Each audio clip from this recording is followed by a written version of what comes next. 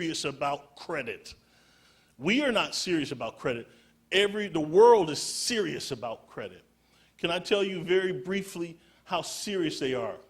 And I'm not telling you this to scare you, but I just want you to see how serious the world is about credit. In order to bring in the FICO system, the world had to increase computer capacity. They had to increase computer hardware and software to the tune of trillions of dollars, and you paid for it. They brought in a FICO system. They didn't tell you they're bringing it in, but they made you pay for it. How did they make you pay for it?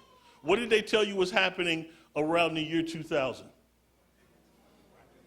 Y2K. They said, look, if we don't upgrade all the computer hardware and software in the world, all the computers are going to dial into 2000. The zero is going to make the computers blow up. How many computers shut down? Wait a minute, we spent trillions of dollars on an issue that didn't really exist?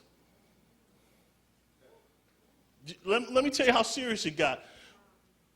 Who is the largest supplier of computer hardware in the world? IBM. Did IBM offer you a Y2K fixer-up? No. You should have started to, see, this is your fault, though. You should have started to realize there was a problem when IBM didn't offer a solution. They are the largest manufacturer of computer hardware in the world, and they haven't said nothing about it.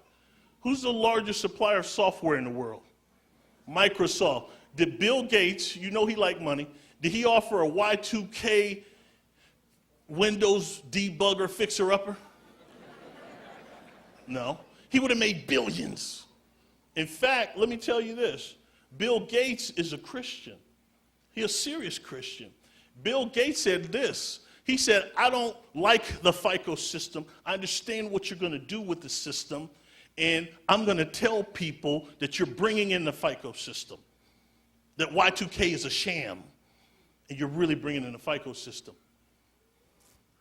How did he announce that? Anybody hear him announce that? No. So they stopped him. How did they stop him from announcing that?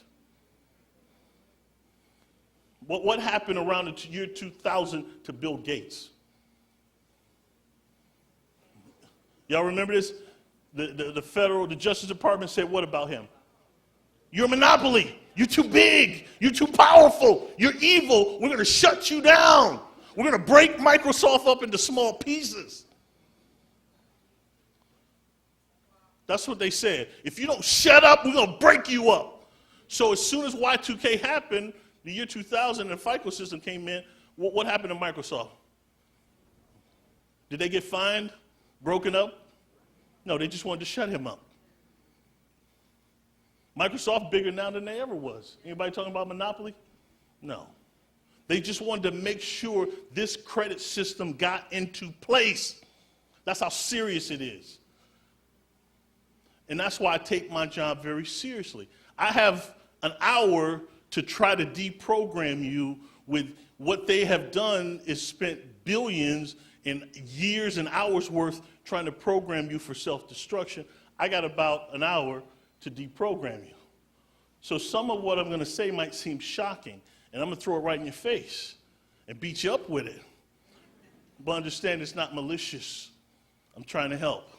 So right now, the only place to really get good information about the FICO system is from the people that invented the system. They're called the Fair Isaacs Corporation. In 2004, Congress mandated that they teach you their system. You can go to myfico.com. myfico.com.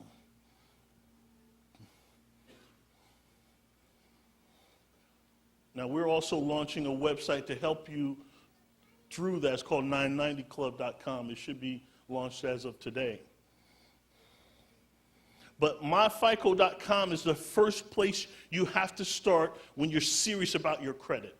If you go to somebody for credit help and you say, what does FICO stand for, and they can't answer that question, you better run. Because that's the world we live in. Most people in the credit industry don't even know who the FICO system is. They don't know because they haven't been told. It was a covert operation. I worked for the credit industry for 20 years. That's the only reason I know.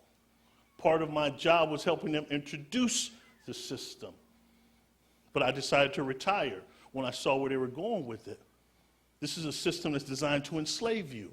I can't be a party to that. All right. There's a couple laws that I have here on the bottom. You have to embrace these laws. You have to understand them. You have to read through them. You have to get together in a group and decipher them. These are what control your credit. If you have good credit, you have access to capital. So your job now, instead of looking for a part-time job, you should be mastering the credit system. That's the best part-time job you're ever going to have. So we need to know the Fair Credit Reporting Act, Fair Debt Collection Practices Act, the Fair and Accurate Transactions Act, the Real Estate Settlement Procedures Act, and the Fair Credit Billing Act. Once you've mastered these, you're dangerous to the world. You're dangerous. I'm going to make you dangerous today. You're going to be a threat to everybody that's empowered by this system. All right. I'm not going to spend a lot of time on this. I just want to touch on this really quickly. The Faro system, our credit system is based on a Faro system. It's not a new system. It's an old system. It's the oldest system. They mirrored it after the Faro system. If you can remember, Faro controlled a large group of people, and at the time of Faro, what was the largest employer? Do you remember? Pyramid building. If you look at old Hollywood movies, when you saw the pyramid builders, you always saw somebody cracking a whip and whipping them. That's because we used to think that the pyramid builders were slaves, okay? That's what we used to think. But modern archaeology has proven, if you watch the Discovery Channel, that the pyramid builders were free people. They were a class of people called pyramid builders. They were laborers, workers, and they had different structures and class structures within the pyramid building. Why is that important to you? Because look at what happened. As people looked back on their lives, you are a free people, but you live like a slave. Oh, that's good. Pharaoh, good. You're free, but people looking at you say, man, them folks are slaves. They got to be slaves. Who would live like that but slaves? How can I make you free but have you act like and behave like a slave? That's what this system is designed to do. To keep you free, but have you behave like a slave. There is a reason for that. Let me give you a little more history. If it was up to them, they would simply have you in bondage, but that doesn't work. I used to teach a class, and I would tell the class what brought an end to slavery in this country, and most people thought what? What brought it into slavery? Civil War, Emancipation Proclamation, Lincoln? Wrong. None of those things brought into slavery. The economy brought it into slavery. The transition from an agrarian society to an industrial society. What happens in history, just so that you know, you cannot have a slave operating machines that are considered to be more valuable than the slave, because now you've put that slave in control of your destiny. To prove that throughout history, what happened in ancient Dutch society, the new machinery or technology was windmills.